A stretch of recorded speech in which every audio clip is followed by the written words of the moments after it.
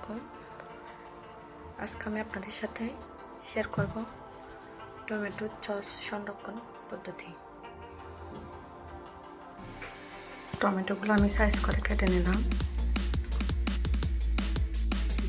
টমেটোগুলো দিয়ে দিলাম। তার মধ্যে দিয়ে দিচ্ছি আমি একটা পেঁয়াজ, তারপর দিয়ে দিলাম 6-7টা রসুনের কোয়া, তারপর দিয়ে দিলাম কয়েকটা কাঁচামরিচ, তারপর দিয়ে দিলাম একটু করে ধনিয়া গুঁড়ো,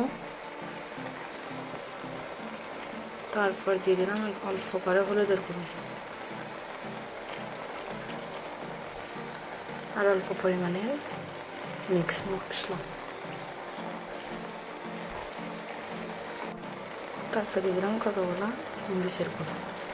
এবার এগুলো ভালোভাবে নেড়ে ছেড়ে দেব।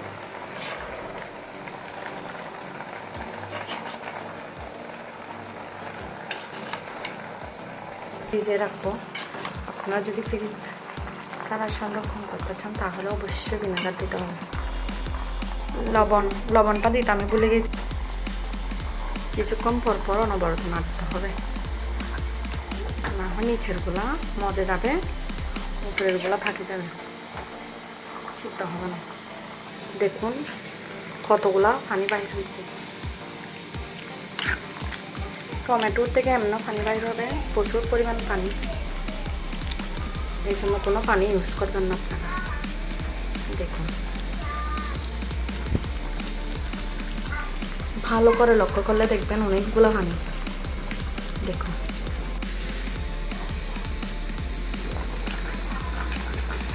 অলরেডি হয়ে গেছে। দেখুন আমি এবার চুলার আঁচটা বন্ধ করে দিব, ঠান্ডা হয়ে যাওয়ার জন্য। এবারে ওইগুলো মিক্স করতে হবে ব্লেন্ডারে। এবার আমি নেড়ে ছেড়ে কিছুক্ষণ ঠান্ডা করে নেব।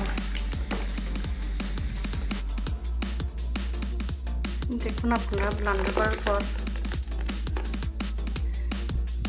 মিক্সারটা কেমন হয়েছে। আমি অলরেডি একটা চাকনিতে নিয়ে ফেলছি।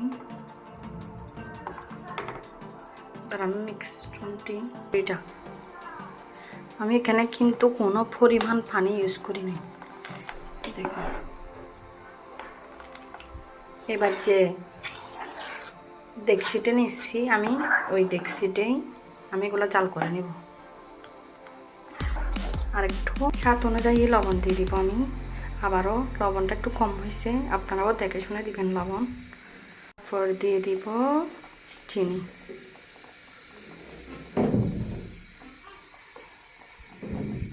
চিনিটা দিলে একটু টেস্ট ভালো আছে, আর আপনারা চাইলে ভিনেগারও দিতে পারেন। আমি এখানে ভিনেগার ইউজ করতেছি না। তারপর অল্প পরিমাণে দিয়ে দিলাম আমি জিরার গুঁড়ি। তারপর দিয়ে দিচ্ছি দেখুন শুকনো মরিচ ব্লেন্ডার করে রাখছি আমি, এগুলো দিয়ে দিব।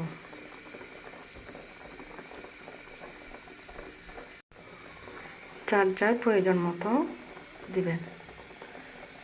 আপনার কতগুলো জিনিস লাগতেছে। আমি এখানে প্রায় 5 থেকে 6 কেজির মতো টমেটো নিয়েছি।